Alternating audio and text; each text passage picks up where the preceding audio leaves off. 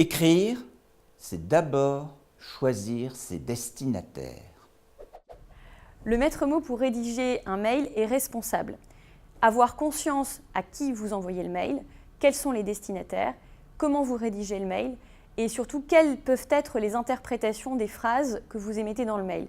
Donc évitez bien évidemment les points d'exclamation, les smileys ou toute autre allusion personnelle qui pourrait se retrouver dans la messagerie de votre supérieur hiérarchique qui ne comprendrait pas forcément effectivement l'utilisation de ces petites caractéristiques offertes par l'informatique. Pour être efficace, un message doit respecter un certain nombre de règles de rédaction, tant sur le fond que sur la forme.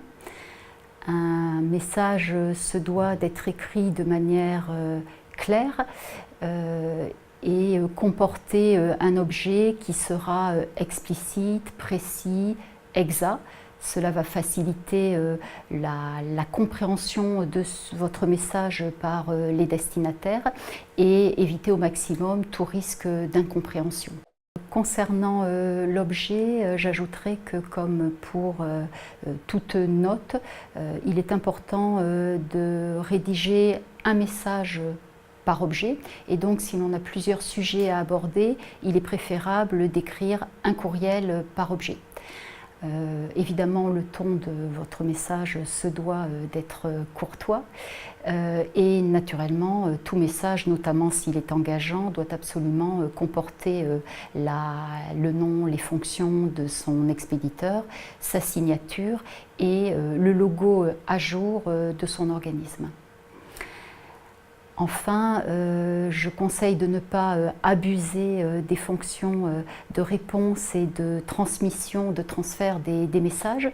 Il arrive parfois qu'au fil de la discussion et des réponses successives des interlocuteurs, que l'on perde l'objet initial du message. Et du coup, l'échange peut porter sur des sujets différents de l'objet qui apparaît en tête du message, ce qui nuit à la clarté des échanges.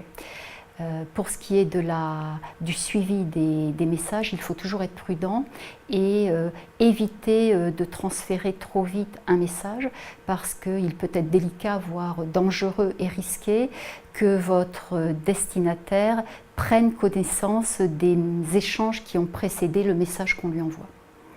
Pour terminer, quelques conseils, relire soigneusement son message avant de l'envoyer, si je puis dire, faire tourner 7 fois sa souris sur son tapis avant de cliquer sur « Envoyer ». Parce qu'en effet, un message sur un ton peu aimable ou avec des informations ou des propos inadaptés peuvent mettre en risque votre image d'expéditeur, mais aussi l'image de l'organisme que vous représentez. Et donc, il faut toujours avoir en tête qu'un message engage la responsabilité en interne de votre direction, en externe de votre entreprise et d'une manière générale peut éventuellement engager votre responsabilité individuelle. Il y a un tort énorme, c'est que souvent on utilise les redirections, les forwards, et à ce moment-là on le rediffuse à plein de personnes. Même quand il y a une liste de diffusion avec une pièce attachée, on peut avoir une liste de diffusion avec une centaine de personnes et à ce moment-là on va multiplier le message à 100 personnes avec un gros fichier. Donc la taille des serveurs va devoir supporter une grande quantité d'informations qui est elle-même répétée en fait 100 fois. Un des problèmes du courrier électronique, c'est la surcharge. Et bien souvent, la surcharge se traduit par le nombre de courriers électroniques que l'on a dans sa boîte d'entrée. Faut-il lire tous ces mails? Bien sûr que non. Il est clair que non seulement il ne faut pas lire tous les mails, puisqu'il y a beaucoup de mails sur lesquels nous sommes en copie. Si nous sommes managers, c'est simplement pour un collègue de nous informer qu'il a fait une action qui était destinée à un autre. On utilise parfois le mail pour se couvrir, pour montrer que l'on a fait les choses, pour montrer que l'on n'est pas en faute. Parfois, ce sont des mails anodins qui sont échangés aussi entre collègues, puisque les conversation autour de la machine à café diminue, mais on a plus en plus de communication et de conversation via le mail. Donc il y a toute une série de courriers électroniques qu'il n'est pas utile de lire. Donc bien évidemment, il faut faire deux choses, ne pas lire tous ces courriers électroniques et aussi informer ses collègues qu'il y a toute une série de courriers électroniques qu'on ne lit pas. Ce pourra avoir deux conséquences.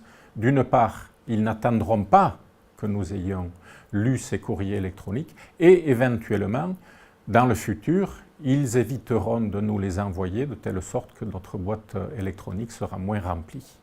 Si je suis privé de ma boîte mail pendant 8 jours, combien de mails sont-ils encore utiles ?